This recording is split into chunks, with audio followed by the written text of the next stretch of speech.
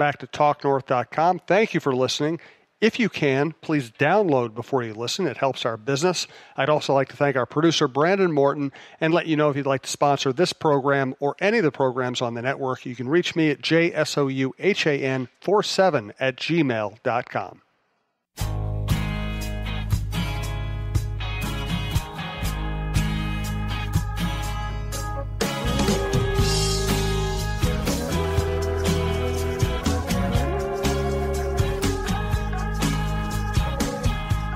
Been a tumultuous few weeks, but the Vikings are actually in pretty good shape, and they actually might be a good team. Let's explore that with John Krawczynski here on the Viking Update Show, part of the TalkNorth.com podcast network. Please follow us on Twitter at TalkNorthPod. We're trying to bulk up our following on that feed. Good place to share shows, share links, let you know when our live shows are as we grow. We appreciate everybody's support in that regard. Thanks to Twill and the Edina Galleria at Scott Dayton's clothing store, Tony Hoaglund, your State Farm agent in Champlin, and BiteSquad.com. The Bite Squad code is Talk North. All right, John.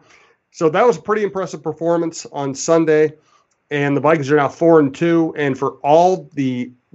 despite the two ugly losses, despite all the stuff with Diggs and Thielen and Cousins, they're in pretty good shape right now. Yeah, it's been interesting, Jim, because we don't often see this team pull out of the tailspin. We've seen them get into plenty of them over the years, and usually when it starts to go bad, it just gets worse.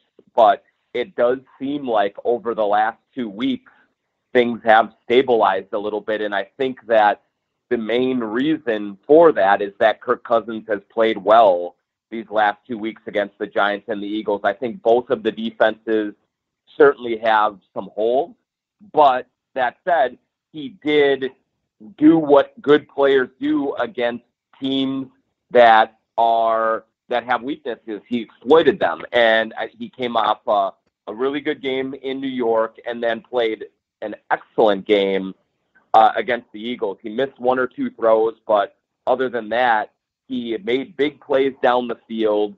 He threw guys open and threw passes into tight windows, which he hadn't done a lot of recently.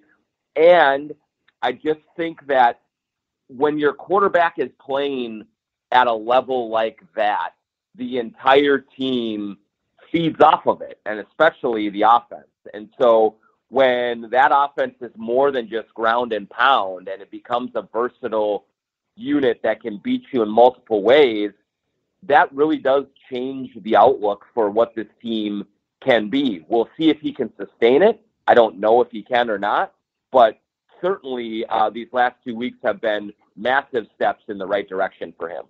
Yes, and Thielen had a big game against the Giants. Diggs has the massive game on Sunday. And let's face it, those things matter. I mean, we are, as I said in my column for the Monday paper, we're well past the era where you can just tell players to sit down and shut up and don't make any noise. I mean, I don't know if that ever worked, but it certainly doesn't work now. And they were at a crisis point a couple of weeks ago coming off the Bears loss, and Thielen was frustrated. Diggs was really frustrated. Diggs stopped showing up for work. And there are a lot of ways that could have gone very wrong. And instead, they handled the Diggs thing intelligently. They fined him instead of suspending him or punishing him in terms of playing time, which probably would have backfired on them. And they got him back in the fold, and then they fed him the ball. I know everybody said after the game yesterday that, you just throw to whoever's open, and we weren't trying to get Diggs the ball. But in the back of Stefanski's mind, in the back of Cousins' mind, it was, if Diggs is open, you better get him the ball. And there were times that the play design was so intelligent and the Eagles were so out of it that there were multiple receivers open and Diggs got the ball. I don't think that's a coincidence.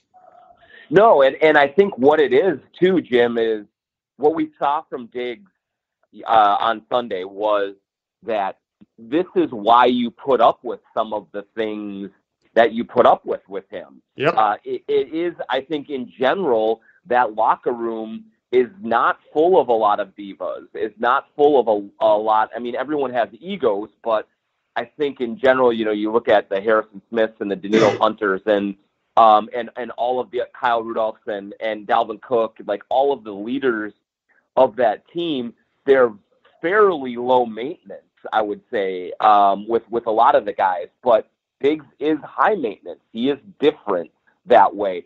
But you look at a guy who is that talented, and you say, we have to have a slightly different set of rules for this guy because he can make such a difference. And that's what he did in that Eagles game. And that's what he has been doing a lot of this season, even when his numbers weren't great. If you looked at some of the film studies that have been out there at The Athletic and your paper and other places, he is getting open. He's running great routes, and sometimes the ball isn't getting to him. He has had some mistakes of his own, too, including in the Eagles game where a ball went right through his hands and was intercepted. He dropped another one. So he is not blameless in this, but he is so freaking talented that sometimes maybe even Zimmer doesn't want to do it as the hard-nosed guy that he is. Sometimes you just have to grit your teeth and say, hey, if we want to get where we want to go, we need this guy to be a big part of it. And so they went out and incorporated him, and Cousins made the throws that he needed to make. And that did just make this offense look entirely different than 3 weeks ago in Chicago. Absolutely. And I want to give Stefanski a lot of credit for the way he ran the offense on Sunday. Let's get to that. I do want to remind everybody, thanks to our producer, Brandon Morton. I hurt my back yesterday, so John and I usually do our shows face-to-face. I'm doing this from my home studio, so if you'll hear a little bit more crackling than usual, it's just because I'm doing this over the phone with John. We appreciate your patience with that. I guess I'm questionable, but I'm always questionable, so it's not really much of a change for me. Do want to thank Scott Dayton and his shop, Twill, in the Dining Galleria. I went by there the other day, and I bought some new winter boots that actually look really nice. They're the kind of boots that you can wear with, you could wear with a suit. You can certainly wear with most of the clothes I bought there, which are, casual pants, Brax pants, things like that. They are Trask, Trask, one of the great brands that you can find at Twill in the Dining Galleria. I'm here with my wife, Stacy. We went to Twill in the Dining Galleria the other day. We saw Scott Dayton, and I bought the nicest sport jacket I've ever owned, the most comfortable pants I've ever owned. They're Brax, a nice pair of loafers that I can wear to the ballpark. I think they're called Tracks. And I bought a bunch of Stenstrom short-sleeve shirts to go with my Stenstrom nice dress shirts. And, I used to wear just disposable clothes. Now when I buy something, I buy it at Twill. I know it's going to last me the rest of my life, and it's going to be comfortable. And on top of that, it's not just the best stuff you've ever had, but it's really everyday things that you can wear and that will fit all occasions. Twill in the Dining Galleria, twillmn.com, Twill on Instagram. So Stefanski, he has the mandate from Zimmer to run the ball. Running the ball has been incredibly effective. Cook has been one of the best, most effective players in the NFL and has carried the load for this team. And he goes into a game against a very good run front in the Eagles, and he plays against type. He uses a lot of play action on first down. Cook doesn't have a big game, but they don't need him to because the play action and the route design just left people wide open. The Eagles did not play well yesterday, but it's not like their safeties are idiots. Malcolm Jenkins is a really good player and a veteran player.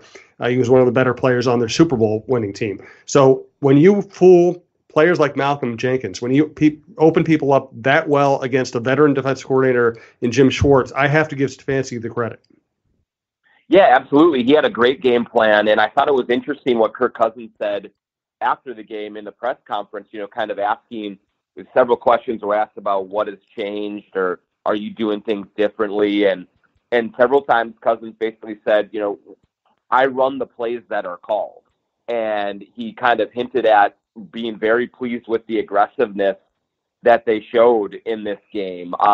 They went into the Chicago game really kind of hell-bent on the run and establishing that no matter what. And it didn't work. They were running into a brick wall. I think that the Eagles clearly came into this game, and Zach Brown, the linebacker, said it earlier in the week, is like, look, they have really good players at receiver. They have good running backs. They have a decent offensive line. We want to make Kirk Cousins throw the ball. And so they came in just making sure that Dalvin Cook was not going to beat them because they didn't believe Kirk Cousins could beat them, even with the injuries in their secondary and a few of the other things that they had to deal with back there. And so I do think it was important that Kevin Stefanski did open it up and did let Kirk take some shots down the field and believed in Kirk enough to do that, because they were there's something to be said for being able to kind of zig when other people are zagging. And so in this era of wide open offenses, to be able to run the ball with power and with toughness the way that they had been able to do for most of the first 5 weeks in the season. But I do think that the ceiling on an offense built all around the run, the way that it had been going for the Vikings, is lower than one that can be multiple, as Kirk Cousins and Kevin Stefanski both like to say, that can hurt you through the air and on the ground. And they do have so much talent offensively in the passing game that you'd be wasting them to just kind of do the 3 yards in a cloud of dust kind of approach. And yes, some of the ways that the games had unfolded with the Raiders and the Falcons kind of dictated it that way. But I do think they needed to put something on tape that tells other defenses that, hey, you better watch out for Diggs and Thielen, and Cousins will hit them if not, or else you just can't come into a game loading up on Dalvin Cook and expect to win. That was important for them to put in the backs of defensive coordinators' minds going forward, to be able to be this aggressive and to have some of the reverses in the end arounds. Even Diggs was going to throw that one that kind of blew up. I just think that it was really important for Kevin Stefanski to do it. I thought it was notable that he did it against Jim Schwartz and against Doug Peterson, who has a reputation for being very creative on the offensive side. All around a very good game plan for Stefanski and very good execution from the offense in that. And one thing I said, even going into the season, even back when I was doing the show with Tim Yoder, is, do you want to run the ball? And do you want to take advantage of a player like Dalvin Cook? Do you want to take pressure off Kirk Cousins? That's all great, and it has worked to a certain extent. But, as much of a cliche as it is to always go back to Belichick, what I love about the Patriots, and there are a lot of things I don't like about the Patriots. The one thing I love about the Patriots is they don't tie themselves to a philosophy. They don't get stuck saying, right, this is who we are and this is what we do. They, last year they won, in the Super Bowl, another Super Bowl winning season. They won some games by running Sony Michel up the middle. They won some games by throwing to James White. They won some games with Tom Brady, of course, doing what he does. But they never went into a game and said, boy, we're going to do this one thing and it has to work. They are completely adaptable. And to me, that's what NFL balance should mean. It shouldn't mean you're running the ball 50% of the time and throwing it 50% of the time every game. It should mean that you can do whatever is required to win a game. Right, and Cousins was saying this after the game too, is that when all of these elements open things up for other elements. So when you are running the ball the way that they were for most of the season, that makes the Eagles stack the box, and then that opens things up for Diggs and Thielen. Now that they have shown that they can make defenses hurt by going over the top with Diggs and Thielen, by going down the field with Irv Smith and Rudolph, that should open things up for Dalvin Cook going forward to get a little bit more running room. And so they're just going to complement each other, and you need to have some unpredictability in the offense. And when your quarterback is either always handing it off or always checking down to the running back, that gives the defense all the confidence in the world that they know what's coming and that no matter what happens, they are going to limit the damage. I mean, yeah, sure, maybe Dalvin Cook will bust a big run here or there, but over the course of a game, a 4-quarter game, the math is going to be on their side, that you're not going to be able to run and check down a team to death. And so now that you have a big-time passing game coming, really 2 big-time passing games, he's thrown for well over 600 yards these last 2 weeks. Now it's going to start to make defenses think twice about loading the box against Dalvin Cook. And so when they don't do that, then Cousins can chuck into a run. and get some seams for Dalvin Cook again.